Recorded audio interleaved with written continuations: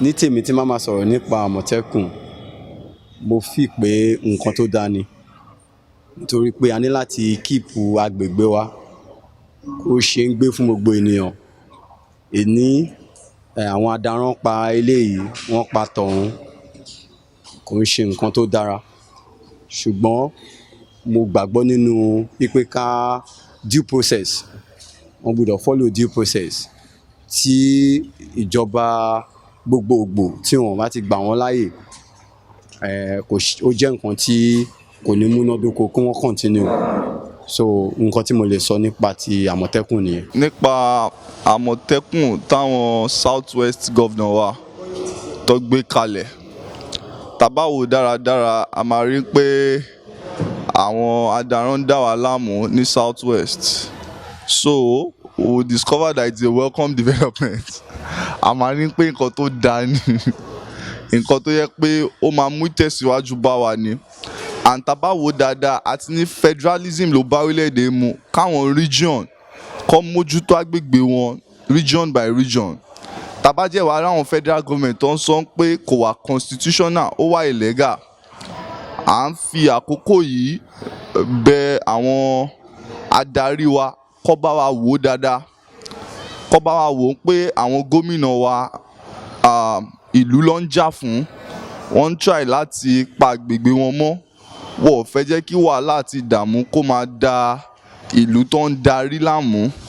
Nítorí náà la fi sọ wípé Àmọ̀tẹ́kùn tó gbé kalẹ̀ yìí nǹkan tó dára ni, and ó jẹ́ máa jẹ́ kí tẹ̀síwájú bá orílẹ̀-èdè wa. Orúkọ mi ni Adéṣẹ́gun, Comrade Adéṣẹ́gun Àgbáyẹwà. I'm a member of National Union of Road Transport Union ní Mushin, ní branch A Odiolowo Ojuwoye local government. Nípa ọ̀rọ̀ Àmọ̀tẹ́kùn, ó jẹ́ ẹgbẹ́ tó dáa, ẹgbẹ́ ìsowọ́pọ̀ ní tí gbogbo gómìnà gbogbo ilẹ̀ Yorùbá ní South West tán fọwọ́ sí. Ó dẹ̀ jẹ́ ẹgbẹ́ ìdáàbòbò fún gbogbo ọmọ ilẹ̀ Yorùbá. Gbogbo bí àwọn Fúlàní, àwọn Ìgbò gbogbo tó ti lọ ń kidnap, dẹ́pọ̀ àwọn tó bíbí Yorùbá gangan wọn ò ṣe irú nǹkan tó jọ bẹ́ẹ̀, dẹ́pọ̀ àwọn ará àta ló wá ń ṣe. Gbogbo boundary wa pátá ní border area kan safeguard ibẹ̀, òun ló da ẹgbẹ́ tó dáa ni fún ìdáàbòbò gbogbo ọmọ ilẹ̀ Yorùbá. Inú mi dùn sí mo fọwọ́ sí continue ẹgbẹ́ yẹn. Ọláyínká Adénúsì. Mo jẹ́ ọmọ bíbí ìlú Ìjẹ̀bú-Rẹ́mọ nípẹ̀rù.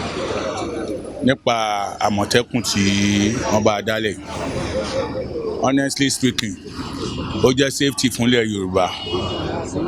Tí ó bá jẹ́ pé wọ́n lè grant ẹ̀ mọ́ ṣe fẹ́ grant ẹ̀ fún wa tí wọ́n jà sí, a máa ní safety gan. Nítorí à ń lọ lọ́nà ń sin ẹ̀rù ń bà wá káàkiri. Ajínigbé, apani kankan á dínkù fún security yẹn. Jẹ́ mo rọ gbogbo àwọn àgbààgbà ilẹ̀ Yorùbá kán túbọ̀ jẹ́ kí wọ́n sọwọ́ pọ̀ sọ́nà kan. Tán bá sọwọ́ pọ̀, àgbájọwọ́ la máa fi ń sọ̀yà o, la máa fi bá wọn jà kán lè win ní kinní ẹ̀. Torí wọ́n ń gbọ́ pé wọ́n ń lọ́ọ̀ṣẹ̀ tẹ́lẹ̀, wọn ò disturb ẹ̀, wọ́n wá rí pé ó délẹ̀, wọ́n fẹ́ máa disturb ẹ̀. Nígbà fún wọn ni o, no retreat, no surrender. Orúkọ mi ni Mr. Kasim Atẹ́rẹ́, finance ni mí ní Mushin unit. Nǹkan tí mo ní nípa ọ̀rọ̀ Àmọ̀tẹ́kùn yẹn ni pé security ni fún ààbò ìlú ni, ó dẹ̀ dà bẹ́ẹ̀, ó dà bẹ́ẹ̀ kó máa continue fún ààbò gbogbo wa ní ààbò ìlú ni. Á tẹ̀ di àwọn ajínigbé, àwọn afiniṣòtútù, á lè káwọ́ wọn, á lè dín wọn kù, kò jù bẹ́ẹ̀ lọ. Orúkọ mi ni Ibrahim Figo, táwọn yẹn máa ń pè mí. Ìlú bọ́ sí owó ẹja sí rọrùn, a dúpẹ́ fọ́lọ́run pé kò sí wàhálà mọ́. Bí àwọn ọlọ́pàá ṣe bí àwọn Fúlàní bóyá ń jókòó lóko, ìbàdàn ti dá ọgbẹ́ ẹlẹ́sìn, ìrànlọ́wọ́ náà ni fún gbogbo ọlọ́pàá ò lè dá ṣe. OPC náà wà òkè, gbogbo ẹ̀ wà òkè, ó dá bẹ́ẹ̀. Orúkọ mi ni Anjorin, ọmọ bíbí inú Ojúwòye ní Mushin. Àmọ̀tẹ́kùn tí àwọn ìjọba dálẹ̀ sílẹ̀ yìí, inú mi dùn gan-an, ìṣòro wà òkè. Tá bá wo àtẹ̀yìnwá, ẹ rí pé tá bá mú èèyàn lọ sí station, àwọn ọlọ́pàá ò ní fẹ́ múyàn kó fìyàn lẹ̀. Àwa ni àwa tiwa titiwa lélẹ́yìn, titiwa gangan lélẹ́yìn.